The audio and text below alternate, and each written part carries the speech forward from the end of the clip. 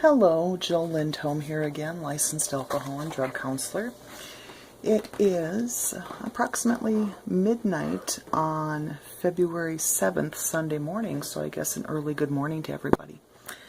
I would like to continue on with blog 37, which is part 2 of how mindfulness helps with addiction and recovery. And I hope you enjoy the picture that you're seeing there, that I put up on the desktop there. I live in Minnesota, so actually that is a Split Rock Lighthouse in the evening, taken over by Duluth Lake Superior in that area where it's located.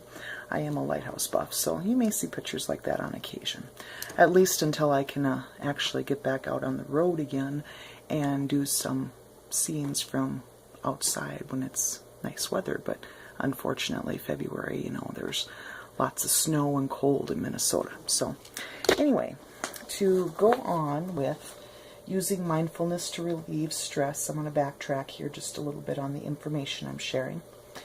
In the same way that you can quiet your thoughts while eating, you can quiet your reactive thoughts when you encounter stressors. When someone yells at you, cancels plans at the last minute, or disappoints you in some manner, most people will automatically react. Perhaps you're getting annoyed while waiting in line at the bank or at the post office. Maybe someone cut you off on the road and you had to swerve to avoid hitting them. These are all stressors that are easy to encounter in day-to-day life situations.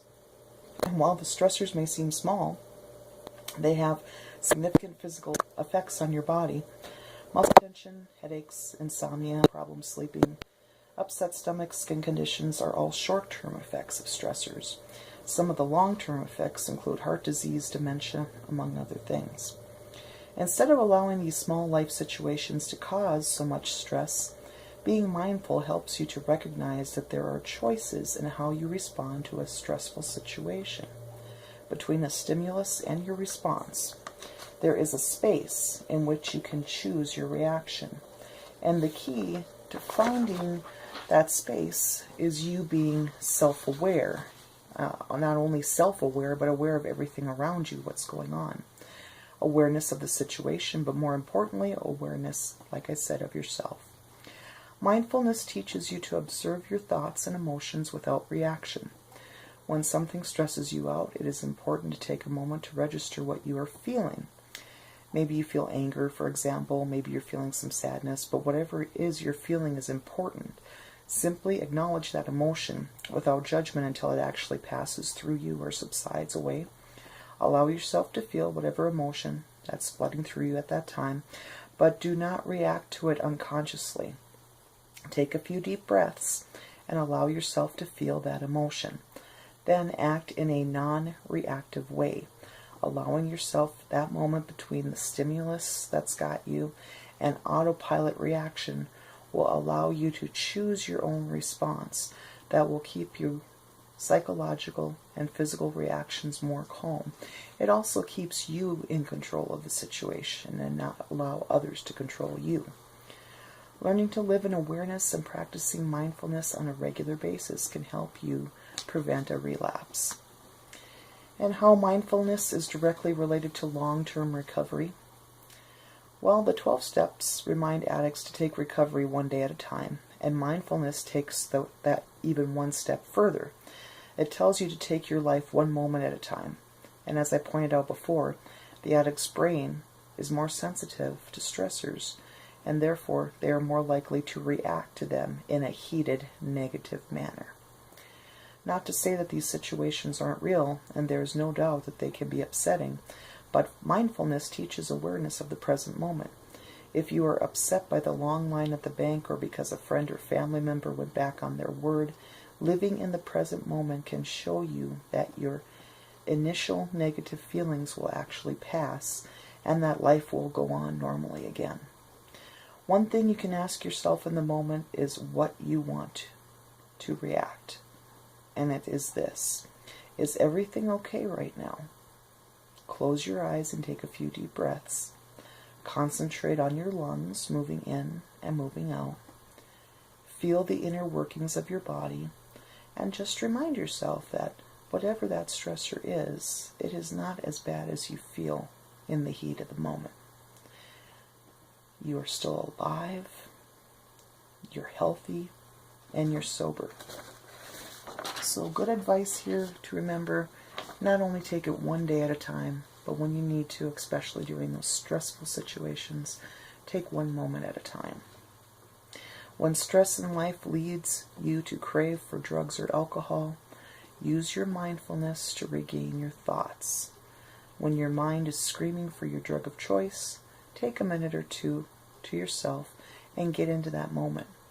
Be aware and acknowledge those emotions, and be aware of those cravings and acknowledge them. With mindful practice, you can become aware of those cravings, becoming aware of why you are experiencing these cravings, and then you can watch for those feelings to pass. In reality, craving only lasts for a few minutes if you help move them on their way. An addict in recovery can learn to allow those cravings to come, then acknowledge those cravings, and then move them out of their train of thought. This takes practice, but the more you practice this, the easier it becomes, and dealing with cravings or stress will become an easy part of your routine. It will become a fleeting thought through your mind as much, and you may not even give it second thought to it. I understand it takes a lot of practice, and when you're new in recovery, all you have is time and practice and patience, and you got to be kind to yourself too, But it's important for you to invest in yourself. There is so much that goes on in our lives, so many stressors, like we were talking about before. The boss could be riding you because you did something wrong, or you end up staying late, or maybe one of your kids get upset because they don't get the chance to go stay over at Susie or Jack's or something like that. But there are just so many things that go on. But you just need to take a moment and remember, stressors do not control your life. You have the power and you have the choice to control your life, control the situation, control what is going on. You have the power, the other things don't. You have the power of positivity, living in the moment, dealing with the moment. That's all we are really promised anyway in life, if you think about it. So that is blog 37, part 2 of how mindfulness helps with addiction and recovery. This is Jill Lindholm signing out. I wish you a lot of peace, a lot of happiness, a lot of love, a lot of laughter in your life, always. And don't forget to breathe. Counselor out, Jill.